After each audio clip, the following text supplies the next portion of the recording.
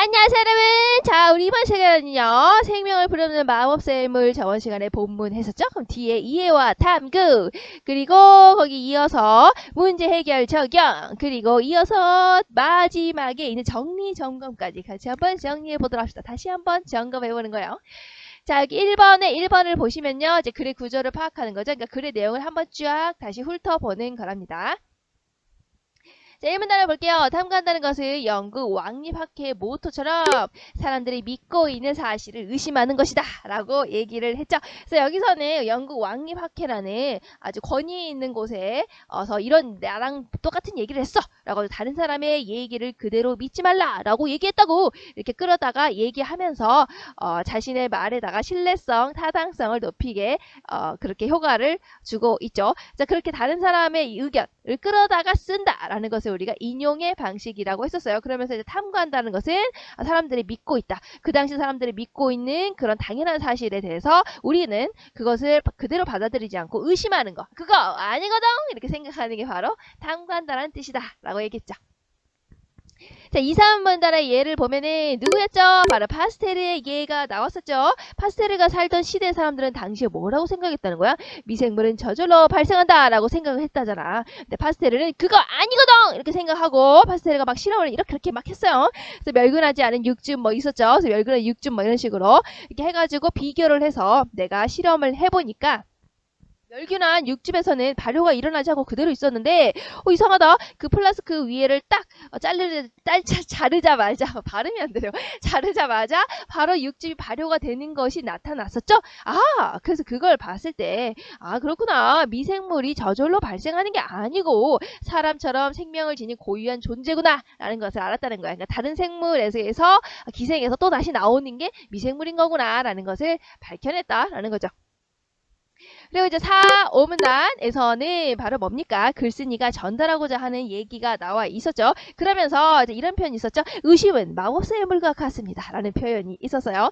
자, 그래서 원래 말하고 싶은 의심이 원관념, 마법사의 물이 바로 보조관념이었죠.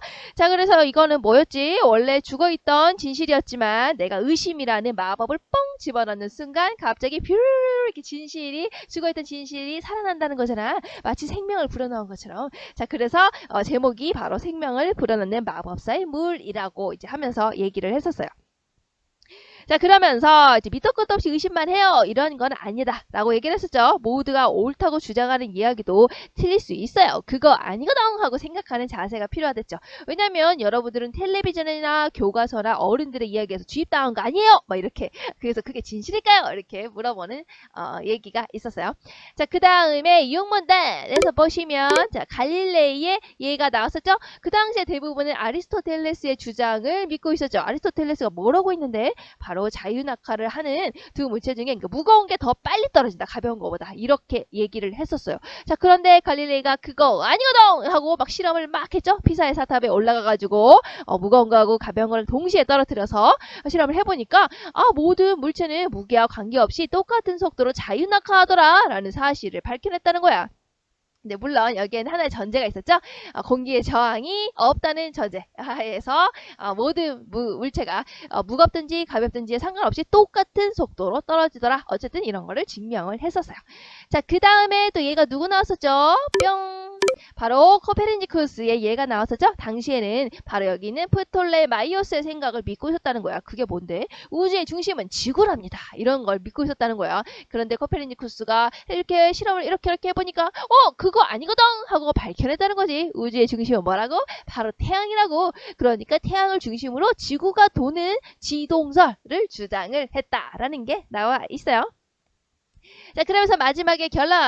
자, 8문단에서는 뭐라고 했지? 탐구하는 것은 일반적으로, 그러니까 이런 식으로 코페르니쿠스가 한 것처럼, 갈릴레이가 한 것처럼, 파스텔가 한 것처럼, 이처럼 일반적으로 탐구한다라는 것은 잘못된 믿음에 의심을 품고 그걸 가지고 내가 가설을 세우고 실험으로 입증해서 잘못을 바로잡는, 실험을 통해서 잘못을 바로잡는 것을 탐구한다라고 한다고 이제 마지막에서 얘기를 하고 있었어요. 자, 그 다음에 여러분 교과서를 넘겨서 179페이지 여기 있죠. 여기. 자, 이 부분의 지문을 같이 한번 보도록 합시다. 자, 선생님이 이미 다 이렇게 표시를 해놨어요. 그래서 여러분들도 이렇게 같이 표시를 하면서 보시면 도움이 되겠죠? 이미 논증에 대해서 설명을 많이 했으니까요. 여기서는 간략하게 그냥 한번 읽고 지나가도록 할게요. 자, 논증이라는 것은 논리적으로 증명하는 거였죠? 근거를 들어서 주장이 참임을 증명하는 것이다. 이게 바로 논증의 개념이었어요. 대표적인 논증의 방법에는 귀납과 연역이 있고요. 귀납 논증은 바로 어떻게 한다고? 구체적인 데서 바로 일반적인 것으로 넘어가는 것이고, 전제가 참이어도 결론이 항상 참인 것은 아니다. 전제가 근거였죠. 결론, 주장이 반드시 참인 건 아니다. 왜? 예외가 있을 수 있기 때문에 라고 했었어요. 자, 그리고 연역 논증은 어떤다고 했지? 일반적인 것에서 어떻게 한다? 구체적인 것으로 가는 거라고 했죠. 그래서 여기서는 전제, 즉 근거가 참이면 결론, 주장이 반드시 참이다. 왜냐면 근거 안에 바로 주장, 그러니까 전제 안에 결론이 포함되어 있기 때문에 요게 참이면 반드시 참이 되는 거예요. 자, 그러면 이 설명을 바탕으로 해서 이 글에 쓰인 논증 방법을 밝혀보자. 우리 이미 다 했죠? 자, 이 글에 쓰여있는 논증 방법은 바로 무엇이었습니까? 뭐였죠? 여기에 쓰여있던 논증 방식은요, 바로 귀납이었죠? 자, 왜냐하면 구체적인 것에서 구체적인 사례, 누구였지? 바로 파스텔르, 그리고 갈릴레이, 코페르니쿠스. 구체적인 사례부터 우리가 결론, 일반적인 결론을 이끌어냈기 때문이야. 그렇지? 그래서 과학자들의 일반적인, 구체적인 사례를 바탕으로 해서 탐구가 의심에서 시작된다는 일반적인 결론으로 갔기 때문이야. 그러니까 구체적인 데서 구체적인 사례를 통해서 일반적인 내용으로 갔기 때문에 뭐라고? 귀납의 방식이 쓰였다고요. 자, 그러면 거기 아래쪽을 보면 여기 글의 구조를 보고 우리가 이제 귀납이라는 것을 더 정확하게 알 수가 있겠죠. 근거는 뭐였지? 파스텔의 사례, 갈릴레이의 사례, 코페르니쿠스의 사례를 들어서 주장이 바로 일반적인 거. 그러니까 이런 사람들의 사례를 통해서 보니까 아하, 모두가 옳다고 주장하는 것, 당연한 상식으로 믿는 것도 의심해야 한다는 거구나. 아하, 일반적으로 파스텔가 한 것처럼, 갈릴레이가 한 것처럼, 코페르니쿠스가 한 것처럼 탐구한다는 것은 잘못된 믿음에 의심을 품고 그 잘못 바로잡는 일을 뜻하는 거구나 라고 구체적인 것에서 일반적인 거 귀납이 쓰였다고. 알겠죠? 자, 그 다음에 뒷장으로 180페이지로 넘겨서요. 여기 2번 있죠? 여기 지문을 같이 한번 보도록 합시다. 자, 참고로요. 다음 글에 쓰인 논증 방법이 무엇이냐? 바로 우리 지금까지 한 번도 나와 있지 않았던 유추의 방식이 여기에 쓰여 있어요. 그래서 여러분들은 여기에다가 유추의 방식이 쓰이고 있구나 라고 이렇게 딱 메모를 해놓고 선생님과 같이 자, 어떤 거와 어떤 것의 유사점을 가지고 얘기를 한 것일까? 같이 한번 보도록 합시다. 자, 글을 보시면 선생님이 이미 다 이렇게 필기를 해 놓았죠. 자, 이 글은요, 그릇이래요. 자, 이 글을 보면요. 자, 바로 보시면 내 앞에 존재하는 걸 어찌고저찌고 하면서 뭐 내 인생 나오고 뭐 이러죠. 그리고 인생 같은 거 나오고, 그 다음에 버스 운전하는 얘기가 나와 있죠. 자, 그래서 이 글은요, 바로 요약을 해보자면, 바로 버스 운전이랑 인생이 비슷하다. 어떤 공통점이 있다라고 얘기를 하고 있어요. 그래서 두 개가 비슷하니까요. 두 개가 비슷하네. 선생님 유추 얘기했었죠? 자, 그러면 자, 버스 운전과 인생이 어떤 점에서 유사할까? 이제 한번 보도록 합시다. 자, 그 부분은 어디에 나와 있냐면요. 자, 지금 내 앞에 하고 쭉 내려가서 자, 여기서부터 읽어볼까요? 그냥 지금 내 앞에 존재하는 것과 싸우는 것만큼 비생산적인 것이 없습니다. 나를 둘러싼 모든 사람들은 그 나름대로의 존재 이유가 있으므로 내가 뭐라고 해도 사라지지 않습니다. 사람들은 나의 삶에 초대된 것입니다. 쫓아내려고 할수록 힘만 점점 더 빠집니다. 하고 선생님이 유라고 적어놨잖아요. 자, 여기 이 초록색 부분이 바로 뭐냐면요. 버스 운전과 바로 인생의 유사점이 나타나 있는 구절이에요. 보시면 이 문장에서 나는 내 인생 버스를 운전하는 기사입니다.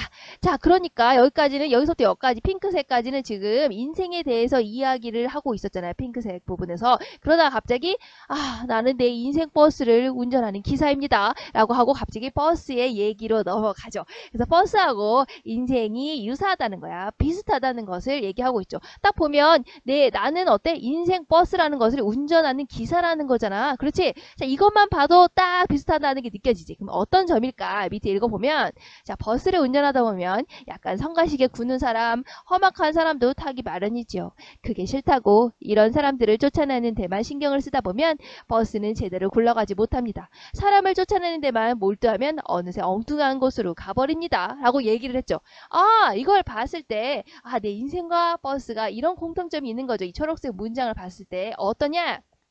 초록색 문장을 가져오면 나는 내 인생 버스를 운전하는 기사입니다. 자, 여기에서 버스 운전과 내 인생이 공통점이 있구나 라는 것을 알 수 있다는 거야. 바로 무엇이냐 이거예요.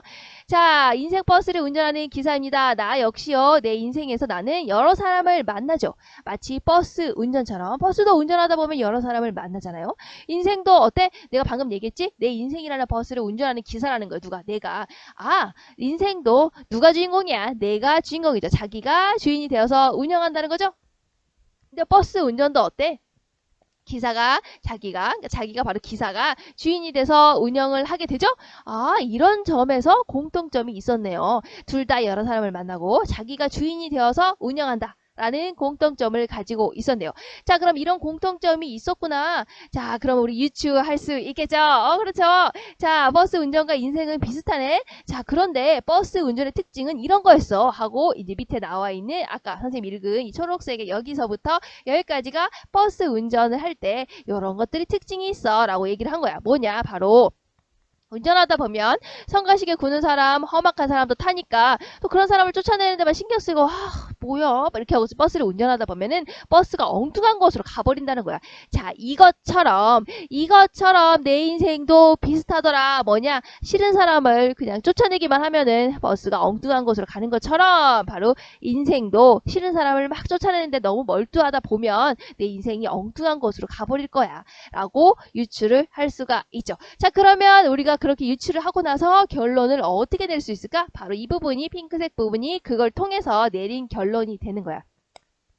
나를 둘러싼 모든 사람들은 그냥 그 나름대로 존재 이유가 생각 그대로 그냥 싫어하는 사람도 그냥 사라지지 않으니까 내가 뭐라고 한들 사라지지 않으니까 그냥 쫓아내지 말고 쫓아내려고 하면 할수록 어차피 힘만 더 빠지고 인생이 더 이상한 대로 꼬이기만 하니까 그런 사람들 그냥 신경 쓰지 말자라는 게 지금 여기에 결론으로 나와 있는 거예요. 자, 이제 이게 제시문으로 나와 있으니까 이렇게 얘기를 해주는 거긴 하지만 사람들 여러분은 근데 이렇게 사실은 싫어하는 사람들 있고 막 이렇게 괴롭히고 험악한 사람 있고 이러는데 막 참고 견디고 꼭 그래야 될까요? 난 그거 잘 모르겠는데 그렇죠? 자, 그러면 거기 밑에 2-1번 이거래 그래서 네가 결국 주장하는 바가 무엇이겠습니까? 그렇죠. 여기 나와 있죠. 근데 이제 사실 이게 교과서 내용이니까 해주긴 하는데 조금 그렇죠.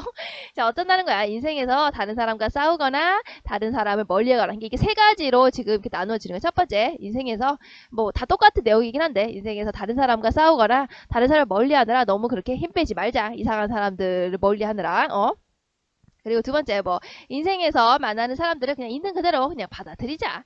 세 번째, 그리고 다른 사람이 마음에 안 들더라도 그냥 함께 살자라는 게 결론이 되는 거죠. 왜냐면 인생은 버스 운전과 비슷한데 버스 운전에서도 역시 이상한 사람들을 피하려고 막 애쓰다 보면 운전하다 보면 엉뚱한 곳으로 가게 되잖아. 인생도 그런 거 아닐까? 그럼 난 이런 결론 내릴 수 있겠어. 다른 사람이 마음에 좀 안 들어도 그냥 함께 살자라고 결론을 내릴 수 있다는 거예요.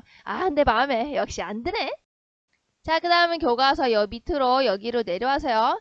자, 여기 그 다음 설명을 참고하여 이 글의 논증 방법과 구조를 파악해보자 라고 했죠. 발음이 자꾸 안 되네.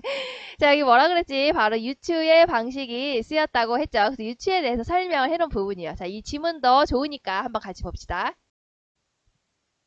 자, 지문을 보면 귀남 논증의 하나의 유추가 귀남 논증에 속한다고 했죠. 왜냐면 예외가 있을 수 있기 때문에 라고 했죠. 유추도 비슷하지만 결론이 꼭 그렇지 않을 수도 있죠. 라고 얘기했기 때문에 자, 어쨌든 유추는요, 둘 이상의 대상이 바로 비슷한 성질을 가지고 있다는 것을 근거로 해서 두 개가 비슷하다라는 것을 근거로 해서 다른 것도 아직 알려지지 않은, 아직 모르는 그 다른 점도 비슷하지 않을까라고 결론을 내리는 것을 유추라고 합니다. 그래서 비교하는 대상끼리의 그 속성이 점점 많이 더 비슷할수록, 그러니까 비교하려는 대상 A하고 B가 더 많이 비슷할수록 그 논증이 타당할 가능성이 높아지게 되죠. 아무래도 더 많이 비슷하니까 나머지 속성도 더 더 많이 비슷하겠죠. 당연한 얘기 아니겠습니까? 그렇죠? 자, 그러면 이거 보시고 이제 밑에 부분 이제 문제를 같이 정리해 봅시다. 자, 다음 설명을 참고로 하여 이글의 논증 방법과 구조를 파악해보자. 인생과 뭐가 비슷하다고? 바로 버스 운전이 비슷하다고요. 어떤다고 버스가? 바로 버스를 운전할 때 싫은 사람을 쫓아내는 데만 너무 신경 쓰면 어떤다고? 버스가 엉뚱한 곳으로 간다. 그래서 나는 내 인생 버스를 운전하는 기사였지? 거기서 공통점이 있었어요. 여러 사람을 만나고 자기가 주인이 되어서 운영을 하잖아. 그것처럼 아하, 두 개가 공통적이구나. 그러니까 버스 운전처럼 나 내 인생도 이렇게 내가 살면서 싫은 사람을 쫓아내는 데만 너무 신경을 쓰다 보면 인생이 엉뚱한 것으로 가버리겠구나 라고 이제 추측을 할 수가 있어요. 그걸 통해서 우리가 결론을 내릴 수 있었지? 바로 뭐니? 결론이 이거죠. 내 앞에 존재하는 싫은 사람을 쫓아내려고 하면 할수록 힘만 더 빠진다. 그렇죠? 그러니까 너무 힘 빼지 말자. 인생에서 만나는 사람을 있는 그대로 그냥 받아들이자. 마음에 안 들어도 함께 살자. 막 이런 내용이 담겨져 있었네요. 자, 그러면 넘겨서 옆에 181페이지로 넘어갑시다. 자, 그 다음에 넘겨서 181페이지 있죠? 여러분 181페이지를 펼치면 바로 이제 다음은 아파트 알림판에 붙은 안내문이다. 논증 방법을 중심으로 글의 구조를 알아보고 논증의 타당성을 판단해보자 라는 게 나와 있어요. 자, 여기서 선생님이 다 미리 정리를 해놨는데요. 파란색 부분만 여러분들이 거기다가 이제 뭐 형광펜 뭐 이런 거라든지 뭐 줄이라든지 이런 걸 쳐놓으시면 좋을 것 같아요. 자, 여기서 중요한 게 뭐냐면 이 안내문이죠. 안내문에 붙인 뭐 목적이라든지 안내문은 다 목적이 있으니까 그리고 이 안내문의 내용 같은 거 그 다음에 역시 중요한 게 뭐겠죠? 바로 여기에 어떤 논증 방법이 쓰였느냐가 바로 중요하겠죠. 그럼 맨 처음 보고 이제 선생님이 이제 여기 나와 있는 그 논증 방법을 알려주고요. 그 다음에 내용 설명하도록 할게요. 맨 처음에 보니까 사람들 사이의 문제는 소통으로 해결이 된다라고 나와 있어요. 자, 그리고 결론이 어디냐면요. 맨 마지막에 있답니다. 맨 마지막 쭉쭉쭉 내려가게 되면 맨 마지막에 층간소음으로 생기는 갈등도 해결할 수 있습니다. 라는 결론으로 내려가게 되죠. 자, 그러면 층간소음으로 생기는 갈등도 해결할 수 있어요. 자, 그거를 이끌어내기 위해서 맨 위에 뭐라고 있습니까? 일반적으로 사람들 사이의 문제. 사람들 사이의 문제가 조금 더 일반적인 내용이죠. 사람들 사이의 문제가 얼마나 많겠어. 뭐 거짓말도 있고 배신도 있고 여러 가지 있지 않습니까? 그죠? 사기도 있고. 그 중에 하나가 뭐라는 거야? 바로 층간소음 문제라는 거죠. 자, 그러니까 이것이 바로 일반적인 내용이나 원리에 해당이 되겠죠. 사람들 사이의 문제가. 그래서 그리고 나서 맨 마지막 이 사람이 말하고 싶은 결론에 있는 층간소음이 바로 어때? 여기 사람들 사이의 문제 중에 하나인 거죠. 층간소음 문제가. 그러니까 어때? 구체적인 것으로 들어갔죠. 그러니까 우리가 여기에는 무슨 법이 쓰였다고 볼 수 있습니까? 바로 연역의 방식이 쓰였다라고 볼 수가 있죠. 자, 그리고 보면은 사람들 사이의 문제는 소통으로 해결됩니다. 그리고 밑으로 맨 밑에 아까 층간소음으로 생기는 갈등도 해결할 수 있습니다. 바로 이렇게 이어지면 논리상으로 뭔가 부족하잖아요. 그래서 하나 더 전제로 하나 더 쏙 집어넣은 거야. 그게 바로 소전제거든요. 소전제는 대전제하고 이제 결론을 이어줄 수 있는 내용이 가야겠지? 그러니까 어떻게 써? 결론에 있었던 층간소음이 들어가 있죠? 자, 그리고 사람 사이의 문제입니다. 라고 하는 것은 어때? 이거는 맨 밑에 있던 결론에 있었던 내용이었고 사람 사이의 문제는 맨 위에 있었던 대전제의 내용이었죠. 그래서 대전제하고 결론을 이어주기 위해서 소전제에서는 대전제하고 바로 밑에 있던 결론의 내용이 하나씩 포함시켜서 이렇게 만들었습니다. 그래서 소전제는 층간소음도 결국은 사람 사이의 문제입니다. 이렇게 딱 연결을 할 수가 있어요. 그러면 이거 어때? 대전제, 소전제, 결론으로 이어지는 바로 3단 논법으로 이어져 있는 바로 연역의 방식을 써서 우리가 논증 방식을 추리하고 있구나 라고 알 수가 있죠. 자, 그러면 이렇게 보고 이제 내용을 봅시다. 자, 우리 사람들 사이의 문제는 소통으로 해결이 됩니다. 소통하지 않으면 상대방이 어떤 처지인지 우리는 알 수가 없죠. 그러다 보면 오해가 쌓이고 미움이 듭니다. 상대방과 대화를 주고받으면 서로의 상황을 이해하고 마음을 나눌 수가 있습니다. 대화를 통해서 뭐 우리가 마음을 나누면서 이해할 수 있다는 거야. 그래서 이제 말하고 싶은 게 뭐니? 소통을 통해서 문제가 있어도 사람 사이에 문제가 있어도 어느 정도 해결할 수 있다. 자, 최근 들어 우리 사회의 심각한 문제로 떠오르고 있는 바로 층간소음에 관해서 얘기하고자 합니다. 안내문 왜 붙였는지 이유가 나왔네. 층간소음에 대해서 얘기하고 싶어서였구나. 층간소음을 내는 사람과 피해자 사이에 소음을 느끼는 정도가 다르고 그렇죠. 선생님도 아파트에 있으면은 아침에는 사실 위에서 쿵쿵 뛰어도 별로 신경이 안 쓰는데 예를 들어서 막 새벽 3시 막 이런데 애가 막 뛴다 이러면 솔직히 좀 짜증나죠. 그죠? 자 그리고 나 그래서 막 다음날 가서 너무 뛴 것 같아요 새벽에 이렇게 말을 하면 뭐라고 하니? 아니 그렇게 시끄럽게 안 뛴 것 같은데 라고 얘기하자. 그 방금 얘기잖아. 소음을 내는 사람이 느끼는 거하고 선생님 밑에서 쿵쿵쿵쿵 들었던 그 피해자 사이에 느꼈던 소음을 느끼는 정도가 서로 다르죠. 그죠? 선생님 느끼기에는 좀 이거 좀 큰데 생각했는데 위에서는 그렇게 심하게 안 했는데 이런다는 거야. 그리고 이제 그런 소음을 또 정확히 측정하기도 쉽지가 않죠. 사실은. 그래서 이웃 간에 서로 얼굴을 붉히는 일이 많죠. 서로 싸우는 일이 많다는 거야. 그래서 여기서 봤을 때 층간소음이 이런 문제점이 있구나라는 것을 상기시키고 있어요. 자, 우리 아파트에서 몇몇 가구가 이런 문제를 겪고 있는 것으로 알고 있습니다. 자, 문제 상황이 나왔네요. 와우, 우리 아파트에서도 층간소음으로 이런 문제를 겪고 있었어요. 라고 나오는 거야. 자, 그런데 곰곰이 생각을 해보면 층간소음도 결국엔 사람 사이 문제 아닙니까? 그러니까 함께 사는 주민들이 서로 소통을 하면 해결할 수 있다는 거예요. 대화를 잘하면 해결할 수 있다라고 얘기를 하고 있어요.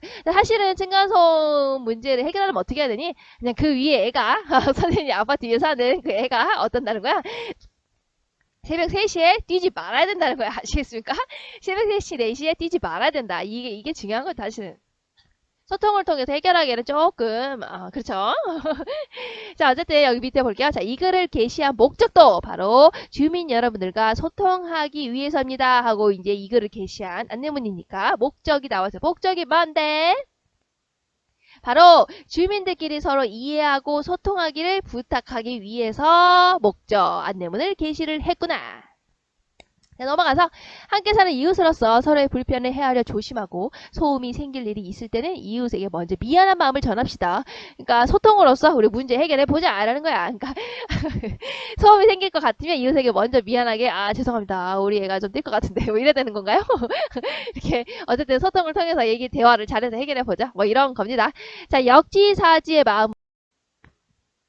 역지사지를 이렇게 검색해보면 한자사전에서 이렇게 나오거든요. 바꾼다. 뭐냐? 땅을 바꿔서 어떻게 생각을 해봐라. 라고 나와 있어요. 자, 이게 무슨 뜻이냐면 여러분들 땅을 바꿔서 생각해봐라. 자, 땅이 뭐겠니? 내가 서 있는 땅. 그리고 네가 서 있는 땅, 네가 서 있는 땅을 서로 어떻게 한다고? 바꿔서 생각을 해봐라 라는 거예요. 자, 얘가 서 있는 땅, 그리고 네가 서 있는 땅이 바로 의미하는 게 뭐냐면 서로의 처지, 서로의 생각을 얘기하는 거예요. 두 사람이 가지고 있는 처지나 이 두 사람이 가지고 있는 생각을 얘기하는 거죠. 두 개를 어떻게 바꿔서 우리가 바꾸어서 생각을 해봐라. 그게 바로 역지사지입니다. 자, 그래서 이제 입장을 바꿔서 이렇게 생각을 해보면 우리가 서로 이해하고 소통하게 되고 그러면 층간소음으로 생기는 갈등도 해결할 수가 있다라고 나와 있어요. 자, 그래서 적극적인 소통으로 적극적으로 서로 소통하고 대화하면서 이웃 간에 정이 넘치는 아파트를 만들어 갑시다 하고 붙여져 있었던 안내문의 내용이 되는 거겠네요. 자, 그러면 이제 넘겨서 182페이지로 넘어갑시다. 여기 넘어가서 182페이지를 펼치면 여기 부분 있죠? 이 글의 내용을 글의 흐름에 따라서 정리해보자. 자, 방금 우리가 봤던 안내문의 내용을 그냥 요약 정리한 거예요. 여기는 사실은 그죠? 안내문의 내용을 그냥 요약 정리한 거기 때문에 막 굳이 막 쓰거나 뭐 그럴 필요는 없는 것 같고 그냥 한번 다시 한번 본다. 뭐 이런 식으로 생각을 하고 보시면 될 것 같아요. 그래서 간단하게 보고 넘어갑시다. 사람들 사이의 문제는 소통으로 해결된다. 최근 우리 사회 심각한 문제로 층간소음이 떠오르고 있다. 층간소음으로 인한 갈등도 결국 사람 사이의 문제이므로 주민들이 서로 소통하면 해결이 된다. 역지사지의 마음으로 서로 이해하고 소통한다면 층간소음으로 생기는 갈등도 해결할 수가 있다. 자, 어때요? 그냥 다 요약 정리한 거죠. 그냥 그렇구나 라고 그냥 보고 넘어가시면 됩니다. 자, 여기 밑으로 내려와서 요 남자애 있죠? 요 남자에게 주목해서 이 부분을 보도록 합시다. 우리 이제 여기에 쓰여 있는 논증 방법 방금 다 봤었죠? 자, 그러면 그거를 이제 딱 정리해 가는 내용 우리 한번 같이 봐야겠죠? 자, 이 그릇의 논증 방법을 설명해보고 이를 바탕으로 하여 결론을 이끌어내는 과정을 파악해보자. 이 그릇의 논증 방법은 뭐였죠? 연역이었죠. 연역. 왜 연역이었죠? 바로 일반적인 원리에서 어디로 간다고 구체적인 사실로 이끌어갔기 때문이지. 자, 일반적인 원리 뭐였습니까? 사람들 사이의 문제였죠. 구체적인 사실은 뭐였습니까? 층간소음 문제로 갔기 때문에. 그래서 사람들 사이의 문제가 소통으로 해결된다는 일반적인 원리에서, 그렇죠? 사람 사이의 문제, 소통으로 해결된다는 일반적인 이 원리에서 층간소음 문제도 그렇다라는 결론을 이끌어냈다라고 보시면 되네요. 자, 그래서 간단히 보면 이렇게 되겠죠. 대전제, 소전제, 결론으로 이루어진 3단 논법이고 바로 연역의 방식이 쓰이고 있다. 사람들 여기 일반적인 것에서 층간소음이나 구체적인 문제로 해결될 수 있다라고 갔고요. 소저제는 역시 두 개를 이어줘야 되니까 층간소음 문제 아래에 있는 결론에 있는 내용, 그리고 사람들 사이의 문제라는 위에 있는 일반적인 내용을 서로 이렇게 이어져서 가운데 역할을 하고 있죠. 두 개를 근거로 해서 이렇게 주장을 이끌어내고 있다. 근데 이끌어내고 있는 이 근거에 해당되는 것이 일반적인 내용이었고, 그리고 나오는 결론이 바로 구체적인 내용이었으니까 연역의 방식을 쓰고 있다. 뭐 이 정도 다 정리했으니까요. 자, 그런데 우리 연역의 특징이 뭐라 그랬니? 전제가 참이면 결론이 반드시 참이라고 했죠? 왜냐면 결론의 내용이 근거에 포함되어 있기 때문에 그런다고 했었잖아요. 자, 그러면 여러분들 여기서 아주 치명적인 단점이 있답니다. 연역법에서. 뭐가 있습니까? 바로 뭐라 그랬죠? 전제, 즉 근거가 참이면 거기서 이끌어내고 있는 결론은 언제나 참인 거죠. 자, 그렇다면 근거, 전제가 참이 아니면 어떡하고요? 아니면 어떻게? 아니면 어떻게 되는 거예요? 바로 결론, 즉 주장은 거짓이 되는 거예요. 아시겠습니까? 그러니까 연역에서 가장 중요한 게 뭐겠니? 근거가 참이라는 것을 증명을 꼭 반드시 해야만 한다는 거야. 알겠죠? 안 하면 내가 하는 말이 거짓이 될 수 있다는 거야. 내가 내리는 결론이 거짓이 될 수 있다는 거야. 이게 바로 연역법의 가장 큰 문제점, 단점이라고 볼 수가 있죠. 그럼 뭐 특징이라고도 할 수 있고요. 자, 그러면 그거와 관련해서 여기 이제 여학생이 지금 이렇게 딱 하고 있는 부분이죠. 그러면 연역 논증에서 우리가 타당성을 판단할 때 뭐가 중요하겠지? 뭐가 중요하겠니?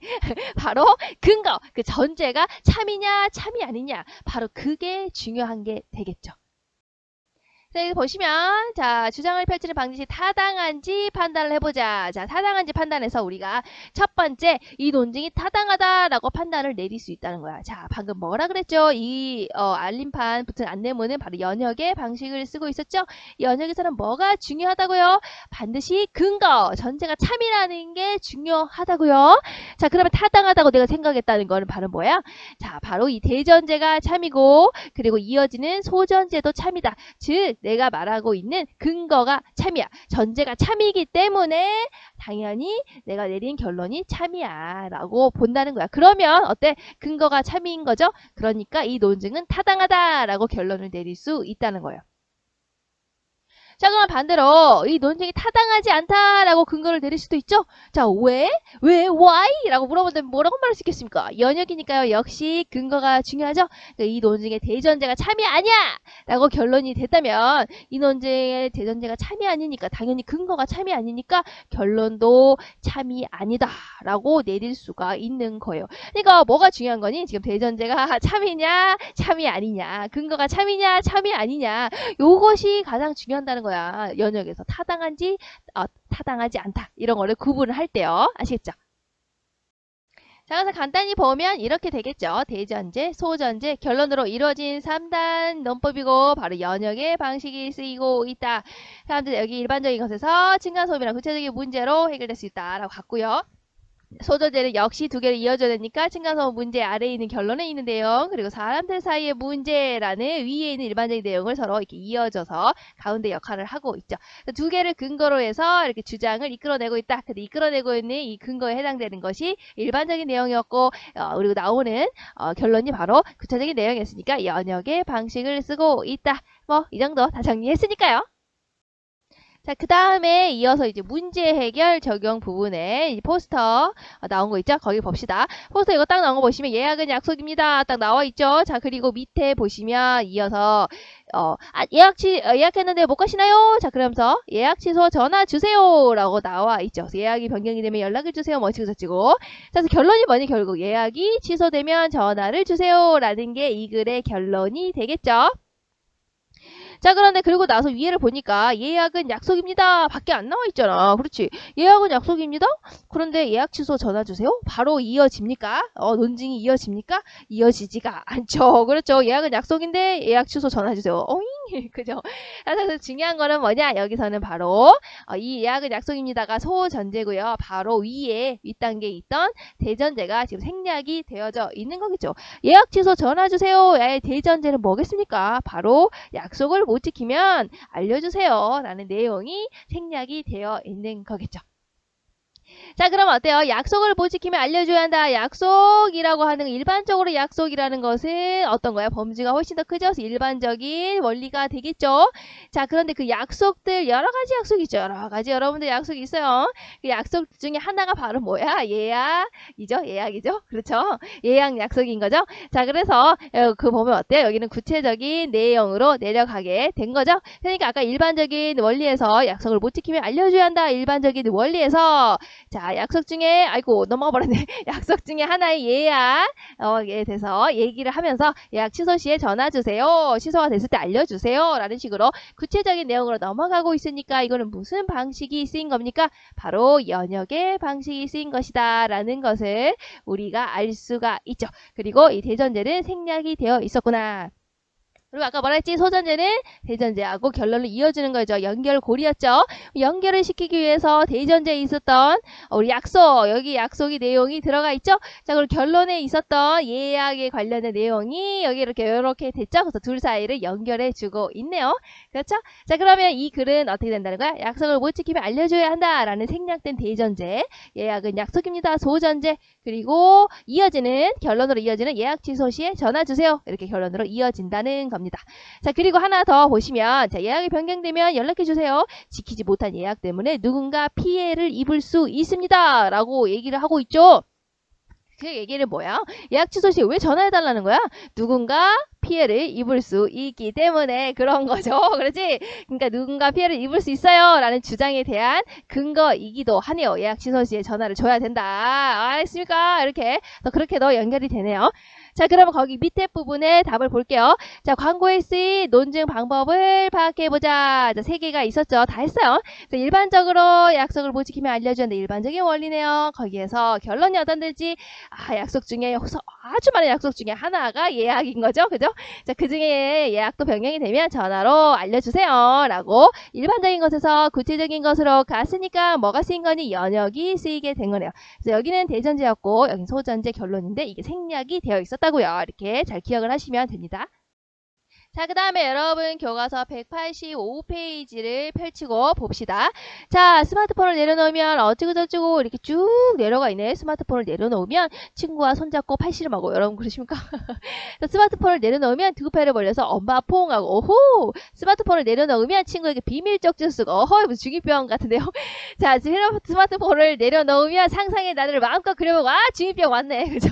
자, 스마트폰을 내려놓으면 있는 힘껏 노래도 불러보고 또 스마트폰을 내려놓으면 또 어떻게 된다는 거야? 그룹마다 이름을 지고 점점 중이병이 심해지는 느낌인데요. 자, 스마트폰을 내려놓으면 공원에서 숨이 찰 때까지 뛰어도 보고 뭐 이런 식으로 나와 있죠.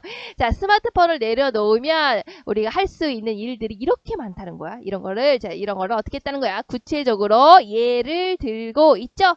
자, 그래서 이어져서 밑에 보시면 사람이 지금 스마트폰 여러분이 레이저 뿅 이렇게 스마트폰을 보고 있는 여러분 그죠? 그래서 결론이 뭐야? 스마트폰을 멈추게 되면 따뜻한 즐거움이 시작됩니다. 여러분 너무 스마트폰만 보지 마세요. 고개 드세요. 대한민국이라고 광고가 나와 있어요. 자, 그러면 결론은 스마트폰을 멈추면 안 보게 되면 따뜻한 즐거움이 된다는 거죠. 이 따뜻한 즐거움이 뭐라는 거야? 아까 위에 있었던 내용이죠. 바로 친구와 손잡고 팔씨름하고 비밀 쪽지를 쓰고 엄마 포옹하고 뭐 상상을 하고 뭐 이런 것들이 바로 구체적인 사례였고 요것들 다 묶어서 뭐라고 얘기하는 거야? 바로 따뜻한 즐거움이야 그것들이 라고 지금 일반적인 내용으로 가고 있죠. 구체적인 것에서 일반적인 것으로 가고 있으니까 이건 무슨 방식이 쓰였다고? 바로 기납의 논증 방식이 쓰였다고 우리 이렇게 딱 거만하게 체크를 할 수 있는 거예요. 자, 그래서 내려가시면 이 광고에 쓰인 논증 방법을 파악해보자. 자, 그래서 스마트폰을 내려놓으면 이러한 일들이 있다. 쫙쫙쫙쫙. 이거에 해당되는 것은 이제 이 내용이라는 거 잘 아시겠죠? 이 내용이 바로 뭐지? 바로 구체적인 사례. 스마트폰을 더 이상 하지 않으면 나타나는 구체적인 사례에 대해서 나타나 있는 거고 자꾸 넘어가. 사례에서 나타나 있는 거고 그것을 통해서 어떻게 한다고? 스마트폰을 내려놓으면 이런 친구가 손잡고 이런 뭐라는 거야? 따뜻한 즐거움. 이것을 다 묶은 거죠? 구체적인 사례를 묶어서 따뜻한 즐거움이라고 일반적인 원리로 가고 있죠. 그러니까 여기서 귀납이 쓰였구나라는 것을 우리가 이제 알 수가 있습니다. 자, 이제 교과서 186페이지를 펼치시면 그 여자애가 막 이렇게 양손을 모아 잡고 막 생각하고 있는 부분이죠. 그거는 이제 여러분들이 하나씩 이제 생각을 해보는 거고요. 밑에 2번 있죠? 2번에, 그 밑에 2번에 2번 186페이지에 거기에 지문을 봅시다. 역시 중요한 게 뭐겠니? 여기에 어떤 논증 방법이 드러나 있는지가 중요하겠죠? 자, 그러면 내용을 볼까? 사람은요, 일반적으로 휴먼은요, 환경이 깨끗해야 마음이 안정된다. 여러분들 그 마음이 안정 안 되겠네요. 여러분들의 환경은 지금 하나도 깨끗하지 않다는 그런 소문이 있는데 자 그래서 쓰레기가 널려있는 지저분한 공간에 여러분 방 아니에요? 있을 때보다 말끔하게 정리된 곳에 있을 때 마음이 더 편하고 밝아진다. 그건 당연한 거죠. 당연하죠. 여러분들 막 놀러 갔는데 그쪽에 아주 깨끗하게 정리가 잘 되어 있으면 조금 더 마음이 산뜻하잖아. 그치? 지저분한 것보다. 그래서 교실은 우리가 생활하는 중요한 공간이다. 그렇죠. 여러분 교실 아주 중요한 공간이잖아요. 하루 중에 많은 시간을 머무르면 그러니까 학생이니까 공부를 아무래도 주요 업무니까 여러분들의 주요 일이니까 아무래도 교실에서 가장 많이 생활을 하죠. 그리고 배우고 성장하는 곳이다. 따라서 이 부분이 뭡니까? 결론에 해당되는 거죠. 우리는 교실을 깨끗이 해야 된다. 그렇구나. 결론은 우리는 교실을 깨끗이 해야 된다라고인데 맨 위에 대전제가 뭡니까? 사람은 환경이 깨끗해야 마음이 안정된다 라고 나왔잖아요. 사람은 어때요? 일반적인 내용이죠. 그렇지. 그리고 환경이 깨끗해야 마음이 안정된다 라고 일반적으로 그렇구나 라고 지금 나와있죠. 일반적인 원리가 되겠네요. 자, 그 중에서 우리는 어때요? 우리는 하고 많은 사람들 중에 일부일 뿐이잖아. 너도 아니고 형도 아니고 언니도 아니고 우리잖아. 그치? 일부잖아. 그러니까 어때? 구체적인 내용으로 가고 있죠? 여기서는 환경이 깨끗해야 마음이 안정되는 거야. 그 많은 환경들 중에 지금 교실이라는 환경을 들고 있는 거죠. 그러니까 구체적인 것으로 가고 있죠? 그러니까 어때? 일반적인 것에서 구체적으로 가고 있으니까 이거는 어때? 바로 연역 논증이 되겠죠. 이 환경이 깨끗해야 마음이 안정된다는 전제 근거에서 교실을 깨끗이 하자라는 결론을 이끌어냈으니까 일반적인 것에서 구체적인 것으로 갔으니까 연역 논증이 되는 겁니다. 그리고 이제 두 개를 이어주기 위해서 우리가 소전제 썼다고 했죠. 자, 그래서 교실을 어떠냐고 그래서 우리가 생활하는 중요한 공간이라서 교실에 해당되는 내용 여기 있죠. 교실 환경 여기 들어가 있고 우리가 생활하는 중요한 공간이다. 우리가 생활하는 중요한 공간에 해당되는 게 뭐겠니? 바로 환경에 연결이 되겠죠. 그래서 이렇게 연결을 딱 시켜줘서 3단 구성으로 연역법이 이루어지고 있어요. 아시겠습니까?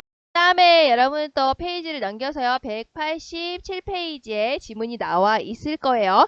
자, 그 지문을 보고 역시 또 뭘 한다? 논증 방식을 안다. 어떤 논증 방법이 쓰였는지 봅시다. 자, 첫 번째, 교실이 깨끗한 5반은, 굉장히 구체적인 내용 나왔네요. 5반은 활동적이고 명랑한 분위기다. 6반도 교실이 깨끗한데, 반 아이들과 사이가 무척 좋다. 깨끗한 5반인 사이가 좋아요. 6반도 깨끗한데 사이가 좋아요. 라는 구체적인 사례. 첫 번째, 두 번째가 나와 있죠.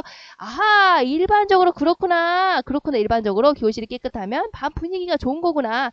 그러니까 결론은 우리 반의 분위기를 좋게 하려면 교실을 깨끗이 해야 한다라는 결론으로 이끌어가고 있죠. 그렇죠? 자, 그러니까 어떻습니까? 5반과 6반의 아주 구체적인 사례로부터 우리 반의 분위기를 깨끗이 해야 된다. 교실을 깨끗이 해야 된다라는 식으로 일반적인 내용으로 가고 있죠. 그러니까 5반이라는 구체적인 거, 6반이라는 구체적인 것에서 교실이라는 일반적인 내용으로 가고 있죠. 그러니까 이건 뭐니? 귀납 논증을 사용한 거. 라고 볼 수가 있습니다. 근데 계속 읽다 보니까 계속 청소 열심히 하라는 내용이 많이 나오네. 여러분, 중학생 여러분, 청소 열심히 하세요. 여러분 이제 마지막에 으아 죽을 뻔했어요. 진짜 이거 하고 이제 끝냅시다. 아시겠습니까? 자, 페이지는요. 188페이지를 펼치시면 되고요. 봅시다. 자, 일반적인 원리나 법칙에서 구체적인 사실로 가는 하이 뭐니까 연역이죠. 참인 대전제를 사용하는 3단 논법이 대표적이다. 논증 방법 가운데서 구체적인 사실에서 일반적인 원리나 사실로 쭉 가는 거 바로 귀납이 되겠죠. 이 귀납은 사례가 충분할수록 그러니까 우리가 전제 근거가 충분할수록 타당할 가능성이 높아진다. 자, 둘이사이의 대상이 비슷할 것이다 라는 속성을 가진 것을 근거로 다른 것도 비슷하지 않을까 라고 추론하는 것을 유추라고 합니다. 밑으로 내려가서 자, 논증이란 근거를 들어서 주장이 참임을 증명하는 것을 맞구만. 자, 근거가 참이면 주장은 언제나 참이다. 자, 논증이라고 했을 때 세 가지를 다 물어보는 거야. 세 가지 다 뭐? 연역, 그리고 귀납, 유추까지 다 물어보고 있는 거라고요. 자, 그런데 근거가 참이면 주장은 언제 다 참이나는 바로 연역만 해당하는 거겠죠. 자, 귀납과 유추는 아니었죠. 아닐 수도 있다고, 예외가 있을 수 있다고 했었죠. 그러니까 아니에요. 자, 글에 사용된 논증 방법을 파악해서 글을 읽으면 글의 전체적인 전개 방식이나 구조 등을 체계적으로 이해할 수 있다. 그렇죠. 이게 연역법이라는 걸 알고 대전제, 소전제, 결론으로 이어진다는 거, 3단 논법이라는 것을 알면 아, 이 글의 구조가 이렇게 3단계로 이루어져 있구나. 뭐 이런 것들이 우리가 보인다는 거야. 아시겠죠? 그러니까 체계적으로 이해할 수가 있죠. 자, 그리고 논증 방법을 파악해서 글을 읽으면 글의 타당성을 판단하는 데 도움이 된다. 그렇죠. 논증 방법을 파악해서 글을 읽는다는 것은 주장과 근거의 관계를 우리가 잘 파악해가면서 읽는다는 거잖아. 그러니까 글의 타당성을 판단하는 데 도움이 되겠죠. 나와라. 짱! 됐죠? 자, 그럼 여기까지 하도록 할게요. 와우! 다음 시간에 만나도록 합시다. 안녕!